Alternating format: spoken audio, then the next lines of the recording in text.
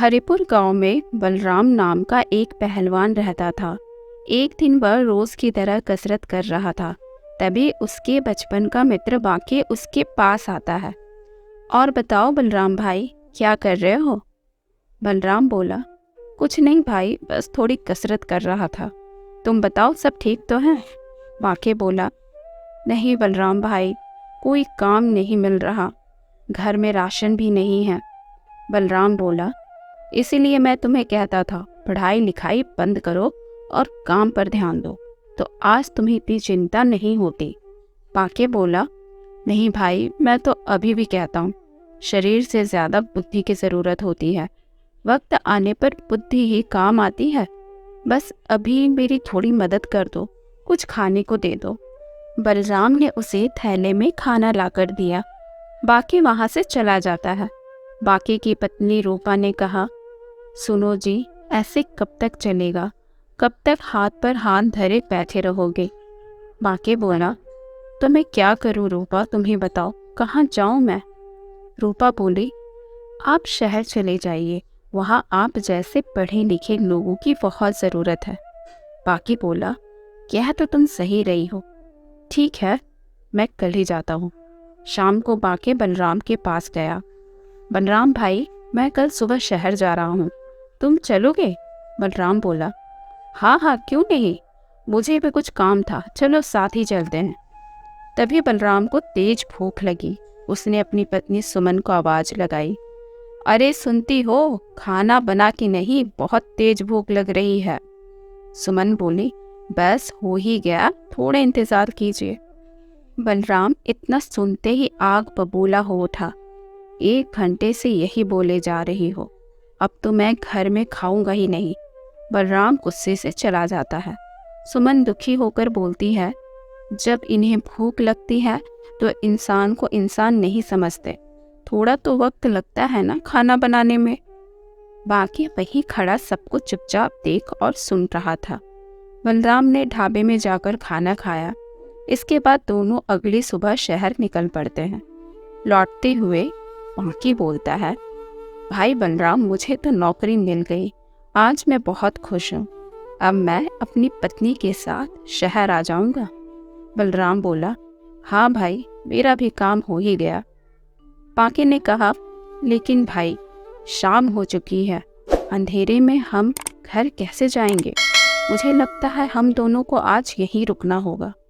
बलराम बोला, ठीक है, लेकिन खाने का इंतज़ाम कैसे करेंगे? दोनों थोड़ा आगे बढ़ते हैं। तभी बलराम को आगे एक गांव दिखता है।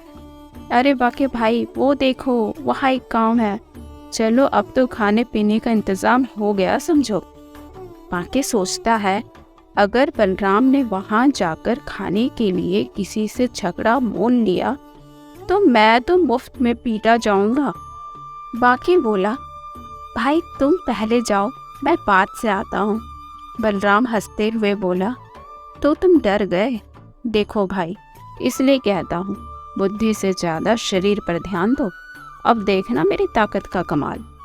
बलराम उस गांव में किसी के घर घुस जाता है और हमेशा की तरह भूख के मारे आग बबूला हो जाता है। ऐ, मुझे भूख लगी है, जल्दी खाना दो। गृह स्वामी उसे देखकर चौंकता है, कौन हो तुम और अंदर कैसे आ गए? बलराम बोला, जैसे भी आया, मुझे खाना दो।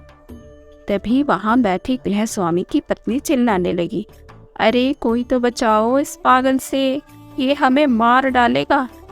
देखते ही देखते गांव वालों ने बलराम को पकड़कर खूब घूंसे बरसाए। बाकी को बलराम की हालत पर दया आ गई। उसने कहा, अब भाई तुम मेरी बुद्धि देखो।